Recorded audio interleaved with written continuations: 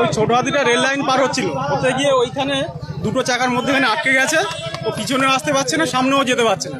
পিছনে সবাই ঠেলছিল, কিন্তু তাও চেষ্টা করতে পারেনি, পার পেরে উঠতে পারেনি গাড়িটা। অনেক চেষ্টা করেছিল, ড্রাইভার গাড়িতেই ছিল।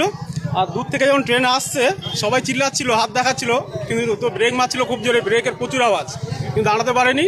এসে ড্রাইভার গাড়িতে ছিল, ধাক্কা মারতে মারতে কত দূর নিয়ে গেল। তারপর ড্রাইভার ওখানে দাঁড়িয়েছিল, তারপরে কেউ একজন বলেছে যে তুই চলে যা, এখানে থাকিস না, তারপরও চলে গেছে। ড্রাইভার কোনো রকম আহত হয়েছে? না, ড্রাইভারের কিছু হয়নি, ড্রাইভার ঠিকঠাকভাবেই ছিল, ওর কোনো অসুবিধা হয়নি। আপনি যখন এখানে ছিলেন? আমি এখানে ছিলাম। নাম কি আপনার? আমার নাম প্রবীণ মিস্ত্রি। কি হয়েছিল?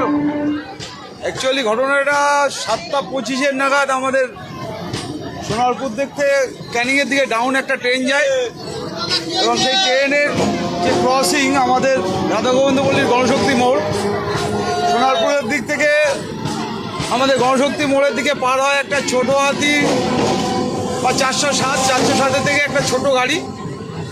সেই গাড়িটা ডাউন লাইনে যাওয়া ট্রেনের গায়ে ধাক্কা খায়, এবং ধাক্কা খেয়ে প্রায় 20 থেকে 25 মিটার দূরে ঠেলতে ঠেলতে নিয়ে চলে যায়।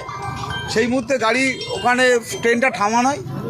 তারপরে প্রশাসনের তরফ থেকে আরপিএফের বড়বাবু সমেত ফোর্সটা চলে আসে, সকলের সহযোগিতায় ছোটো হাতিটাকে সরানো হয়, এবং তারপর মিনিট 20-25-এর মধ্যে আবার ট্রেনটা ছাড়া হয়।